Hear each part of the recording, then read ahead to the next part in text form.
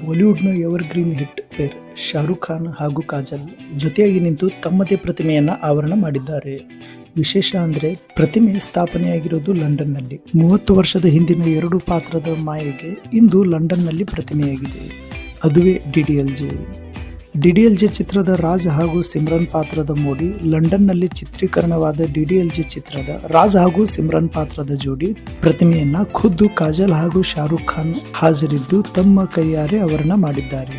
ಬಾಲಿವುಡ್ನ ಹಿಟ್ ಜೋಡಿ ಶಾರುಖ್ ಖಾನ್ ಹಾಗೂ ಕಾಜಲ್ ಬಾಜಿಗರ್ ಸಿನಿಮಾದಿಂದ ಶುರುವಾದ ಈ ಜೋಡಿ ಸಕ್ಸಸ್ ಜರ್ನಿ ಇದುವರೆಗೂ ಮುಂದುವರೆದಿದೆ. ಬಾಜಿಗರ್ ಬಳಿಕ ಈ ಜೋಡಿ ತೆರೆ ಮೇಲೆ ವಿಸ್ಮಯ ಸೃಷ್ಟಿಸಿದ ಚಿತ್ರವೆಂದರೆ ಅದು ಡಿಡಿಎಲ್ಜೆ ದಿಲ್ವಾಲೆ ದುಲ್ಹನಿಯಾ ಲೇ ಜಾಯೆಂಗೆ. ಈ ಚಿತ್ರದಲ್ಲಿ ಶಾರುಖ್ ಖಾನ್ ರಾಜ್ ಪಾತ್ರದಲ್ಲಿ ಹಾಗೂ ಕಾಜಲ್ ಸಿಮ್ರನ್ ಪಾತ್ರದಲ್ಲಿ ಮಿಂಚಿದ್ದರು.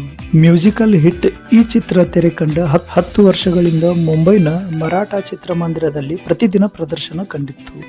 ಲಂಡನ್ನಲ್ಲಿ ರಾಜ್ ಸಿಮ್ರನ್ ಜೋಡಿಯ ಪ್ರೇಮ್ ಕಹಾನಿ ಶುರುವಾಗಿ ಮದುವೆ ಮನೆಯಲ್ಲಿ ಕೊನೆಗೊಳ್ಳುತ್ತದೆ.